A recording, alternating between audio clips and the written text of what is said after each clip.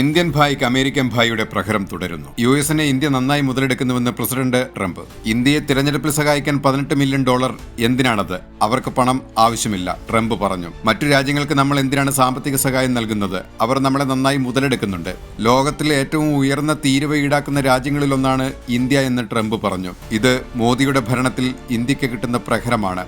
ലോക വാണിജ്യ ബന്ധത്തിനും നയതന്ത്രത്തിനുമൊക്കെ വിള്ളൽ സൃഷ്ടിക്കാൻ മോദിയുടെ ഭരണം കൊണ്ട് കഴിഞ്ഞു എന്ന് വേണം കരുതാൻ. ഇന്ത്യയിൽ ഒരു പത്രക്കാരുടെ മുന്നിലും പ്രത്യക്ഷപ്പെടാത്ത മോദി അമേരിക്കയിൽ പോയി മേനി നെടിച്ചു വിളിച്ച പത്രസമ്മേളനത്തിൽ അമേരിക്കൻ കോടതി അഴിമതിക്കാര്യത്തിൽ ശിക്ഷയ്ക്കായി ലക്ഷ്യം വെച്ച അദാനിയെക്കുറിച്ച് ചോദിച്ചപ്പോൾ ഒരക്ഷരം ഉരിയാടാതെ ഇരുന്ന മോദിയുടെ സുഹൃത്തിനെ രക്ഷിക്കാനുള്ള കൗശലം പക്ഷേ പാളുകയായിരുന്നു. മോദിയുടെ കഴിവുകേടിനെ തിരിച്ചറിഞ്ഞ ട്രംപ് പിന്നീട് അങ്ങോട്ട് ഇന്ത്യക്ക് നിരന്തര പ്രഹരമേൽപ്പിക്കുകയായിരുന്നു. ഇതാ ഇപ്പോഴും അത് തുടരുകയാണ്. ഇന്ത്യയിൽ തിരഞ്ഞെടുപ്പുകൾക്കായി അമേരിക്ക ഫണ്ട് നൽകിയെന്ന വിഷയത്തിൽ തുടർച്ചയായ 4-ാം ദിവസമാണ് ട്രംപ് ഇന്ത്യക്കെതിരെ രംഗത്തെത്തിയിരിക്കുന്നത്.